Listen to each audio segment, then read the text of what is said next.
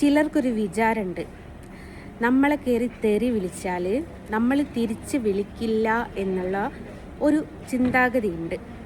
അത് ചുമ്മാതാ.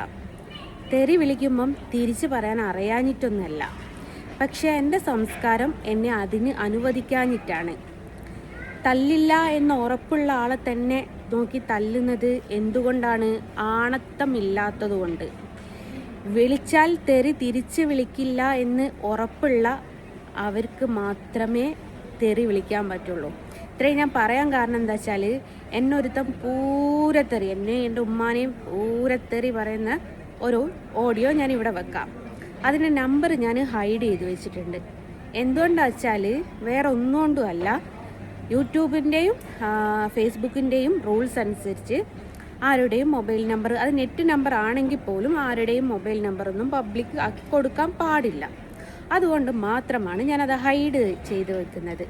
അപ്പോൾ എനിക്ക് ഈ വിളിച്ചാൽ പോവും മോനോട്, ഞാൻ അവനോട് തന്നെ ചോദിച്ചിട്ട് നിനക്ക് അമ്മയില്ലേ പെങ്ങളില്ലേ എന്ന്. ബാക്കിയൊക്കെ നിങ്ങൾ കേട്ട് നോക്കിയിട്ട് നിങ്ങൾ തീരുമാനിക്കും.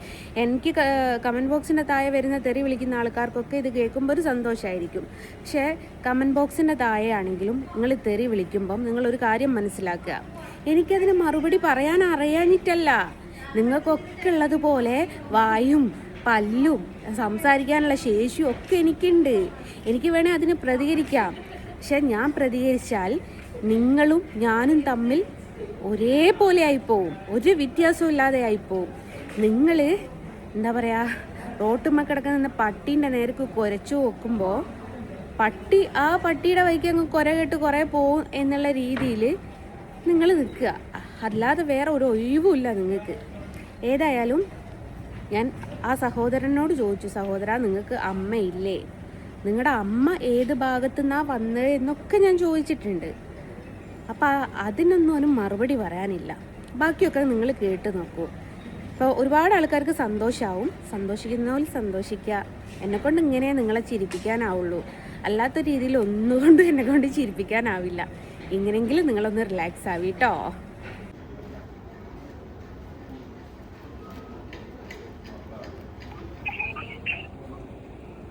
ഹലോ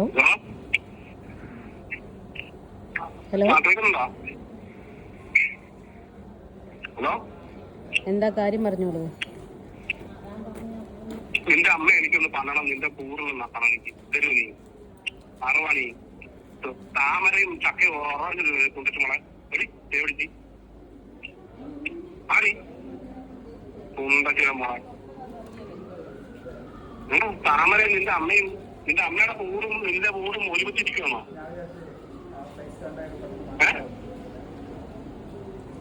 ആറുവാണി കൂടിച്ച്. ഹലോ, നിന്റെ വീട്ടില് അച്ഛനോ അമ്മയോ ഒന്നും ഇല്ല മോനെ? മോളെ നീ ഒരു കാര്യം, നീ ദേശീയ വൃത്തിയായിട്ട് പല സാധനം ഉണ്ടാക്കി കൊണ്ടു മോളെ.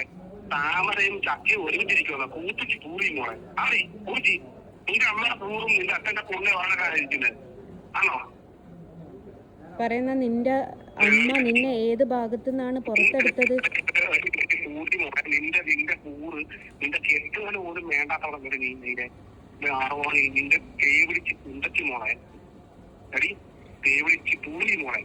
നീ ആ പാട്ട് നീ ഫേസ്ബുക്കിലിട്ടേക്കുന്ന മൊത്തം കൊണ്ട ഉണ്ണാക്കന്മാരുടെ വീഡിയോയാ. പൂരി മോളെ തേവിടിച്ച് നിന്റെ മോനോ നിന്റെ പൂരി മോനൊക്കെ വളർന്നു വരുമ്പോ നിന്റെ വേശ്യാവൃത്തി കണ്ടവൻ ചാവൂലടി അറുവാണി, ചാവൂലേ? അഭിമാനമുണ്ടോ? അഭിമാനമുണ്ടോ? ചക്കയും താമര ഒരുമിച്ചിരിക്കുമെന്ന് നിന്റെ അമ്മച്ചാണ് നിന്നെ പഠിപ്പിച്ചത്. ചക്കയും താമര ഒരുമിച്ചായിരിക്കുന്നത്. ബിജെപിക്കാരനാണോ പൂരി മോളെ? നീ ബിജെപിക്കാരനാണോ? പൂരി മോളെ ആരെങ്കിലും ആവട്ടെ, നിന്റെ അമ്മയോ നിന്റെ അച്ഛനോ നിന്റെ പന്നിയോനോ ആവട്ടെ, ചക്കയും താമരയും നിന്റെ അമ്മ കണക്കായിരിക്കുന്നത്. ബിജെപിക്കാരനാകട്ടെ ഭൂരിമനാവട്ടെ, നീ നിർത്ത് വാട്സപ്പ് സഹോദര അല്ല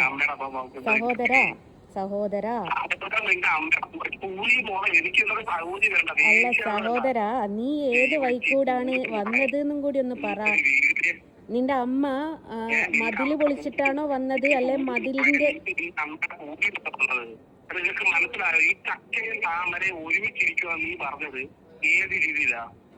അത് ബി ജെ പിക്കാരോട്, വിവരമുള്ള ബി ജെ പിക്കാരോട് ചോദിക്കേ.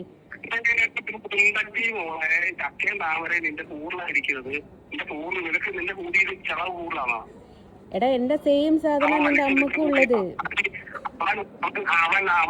അതാവനിക്കത്. എന്റെ അച്ഛൻ്റെ അമ്മ ഇങ്ങനെ പോകുന്നില്ലല്ലോ. നീ നിന്റെ അമ്മയും തന്നെ പോകുന്നുള്ളൂ. നിന്റെ അമ്മ പോകുന്നുണ്ടോ നോക്കാൻ ഇനി പൊരയിൽ 24 മണിക്കൂർ ഉണ്ടോ സഹോദര? കൂടി മോളെ ചക്കയും താമര ഒരുമിച്ചിരിക്കുന്നു. എന്റെ അമ്മയുടെ കൂടി എടുത്തിരിക്കുന്നു. കൂടിച്ചു മോളെ.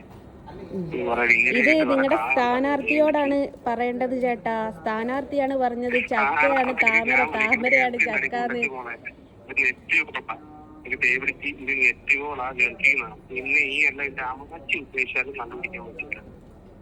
എനിക്ക് നിന്നെ കണ്ടുപിടിക്കണ്ട മോനെ. എനിക്ക് പറയാനുള്ളൊക്കെ പറ. ഓ എടാ ചാവാനേ വിഷം വാങ്ങാൻ പൈസ അല്ല.